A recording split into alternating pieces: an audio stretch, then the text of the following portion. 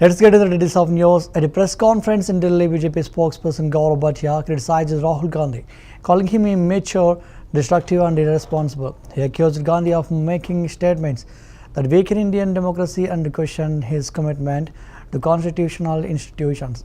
Bhatia referenced the Supreme Court's recent revoke of Gandhi's remarks on national security, suggesting they demoralize Indian forces and benefit adversaries.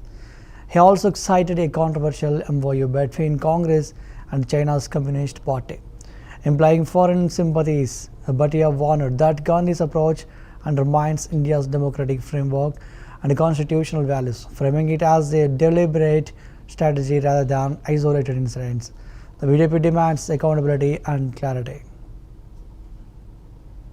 झूठ का कारोबार करने के लिए राहुल उर्फ विध्वंसक आरोप लगा रहे हैं और पूरी तैयारी से मैं आया हूं। आपके सामने तथ्य रखूंगा और जनता तो ये मान चुकी है कि राहुल गांधी जी अपरिपक्व, विध्वंसक, गैर जिम्मेदार और भारत के लोकतंत्र को कमजोर बनाने के लिए ही वक्तव्य देते हैं। सबसे पहले, क्या नेता प्रतिपक्ष कोई सांसद जिसने संविधान की शपथ ली है वह संवैधानिक संस्थाओं के खिलाफ जंग छेड़ सकता है? इस तरीके से आप मोडस ऑपरेंडी समझिए उनका। क्या मोडस ऑपरेंडी है?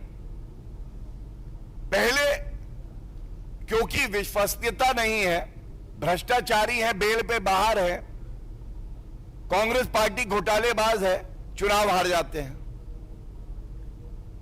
जब चुनाव हारते हैं तो स्टेप नंबर 2, ठीकरा कहीं फोड़ना है तो ठीकरा फोड़ते हैं वो कभी ईवीएम पे, कभी वीवीपैट पे, कभी इलेक्शन कमीशन ऑफ इंडिया पे, कभी जनता को ही बुरा भला कह देते हैं और झूठे आरोप लगाते हैं बिना तथ्यों के और कभी औपचारिक शिकायत नहीं देते हैं। No formal complaint is ever given. If you want to seek a remedy in law, Mr. Rahul Gandhi, I must remind you,